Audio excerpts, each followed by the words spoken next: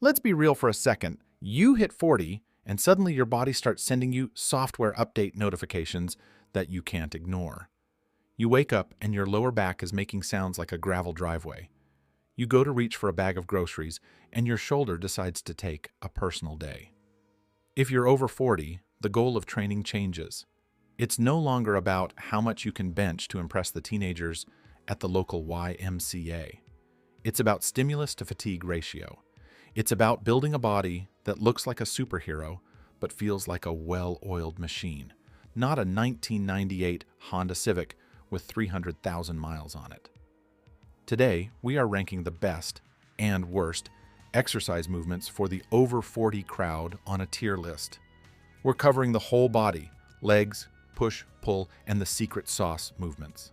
We start with legs because, let's face it, nobody wants to be the guy with the big chest and the chicken legs at the pool. But for us, leg day can be a minefield for the knees and lower back. First up, the barbell back squat. Now, don't cancel me yet. I love the back squat. But for a 45-year-old with a history of desk job posture, putting 300 pounds on your spine is a lot of systemic fatigue. It's a great builder, but the risk of a misstep is high. Rank B tier. It's solid, but there are better ways to fry your quads without crushing your vertebrae. Next, the goblet squat. This is the S tier king of leg movements.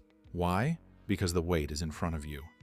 It forces your core to engage, keeps your spine upright, and lets you sit deep into your hips. It's a natural movement. Your knees will thank you, and your quads will grow. S tier. What about the trap bar deadlift? If you're still doing conventional barbell deadlifts from the floor and you're over 40, you're playing a dangerous game with your L4 and L5 discs. The trap bar, or hex bar, puts you inside the center of gravity. It's half squat, half deadlift. It builds massive legs and a bulletproof back with half the technical danger of a straight bar. Rank S tier. It's the ultimate grown-up pull. Walking lunges. They hurt. They make you breathe like a freight train. But they build balance, hip stability, and single leg strength, which is the first thing we lose as we age. Rank A tier. They lose S tier only because they require a bit of floor space and a high misery tolerance. A strong back is the best insurance policy against old man posture. If you don't want to be hunched over a walker in 20 years, you need to pull. The pull-up. Classic. Alpha. But let's be honest, many of us have cranky shoulders or carry a few extra pounds of refined dad bod weight. Pull-ups can be brutal on the elbows. Tendinitis is real, folks. Rank B tier. Great if you can do them safely, but if they hurt your elbows, move on. The lat pull-down. Now we're talking. You get the same muscle stimulus as a pull-up, but with total control over the weight. You can focus on the squeeze, not just surviving the rep. Rank S tier.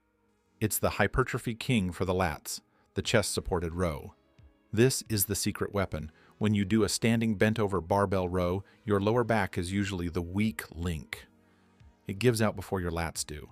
By laying your chest on a bench and rowing dumbbells or a machine, you take the lower back out of the equation. You can push your back to total failure safely. Rank S tier. Face pulls. Listen to me.